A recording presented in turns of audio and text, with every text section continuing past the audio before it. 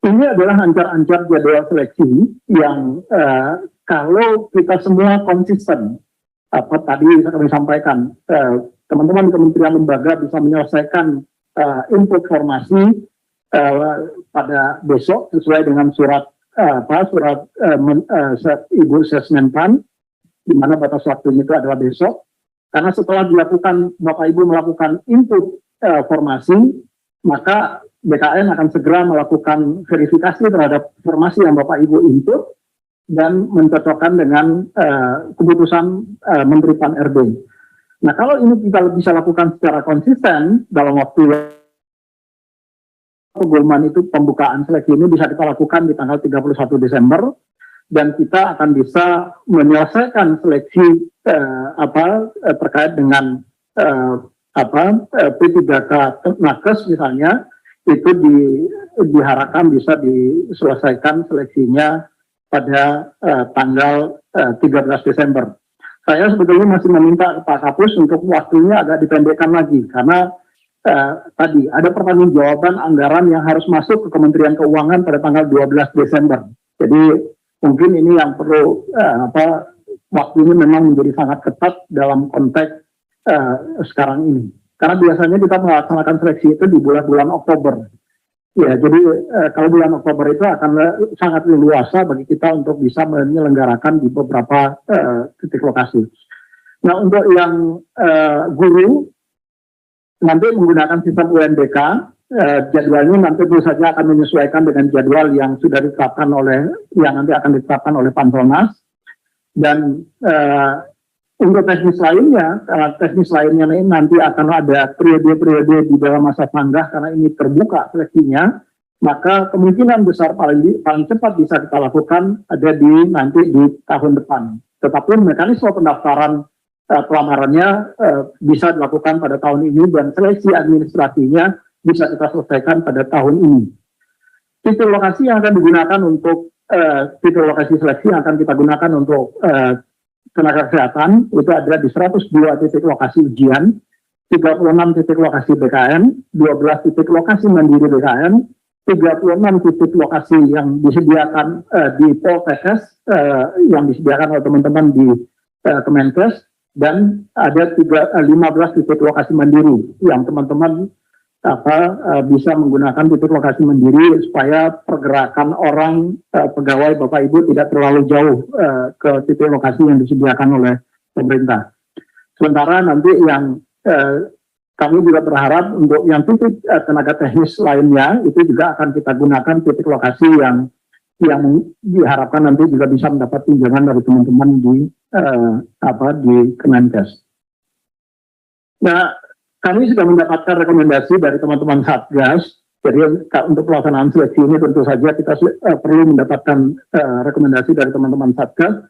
Bagaimanapun juga kita masih, kalau kita lihat dalam laporan harian teman-teman Kemenkes, COVID ini belum hilang sama sekali dari Republik ini. Datanya masih turun naik. Ini tentu juga perlu menjadi, walaupun tidak seketat pada saat kita pelaksanaan tahun 2020 ataupun 2021 yang lalu. Nah, tetapi tentu saja nanti Bapak Ibu tetap perlu menginstal aplikasi Peduli Lindungi untuk memastikan bahwa Bapak Ibu memang kemudian tidak ada potensi COVID. Kalaupun Bapak Ibu terindikasi misalnya positif COVID pada hari itu, mudah-mudahan tidak terjadi itu, dan kami tentu berharap Bapak Ibu juga bisa menjaga kesehatannya, terutama di dalam menghadapi waktu-waktu untuk pelaksanaan seleksi ini nanti. Penerapan protokol kesehatan, bagaimana direkomendasikan oleh Satgas, itu harus tetap kita lakukan, kita patuhi, pakai masker, menjaga jarak minimal 1,5 meter, cuci tangan dengan sabun. Ini juga nanti tentu akan disediakan di titik lokasi seleksi. Kemudian tingkat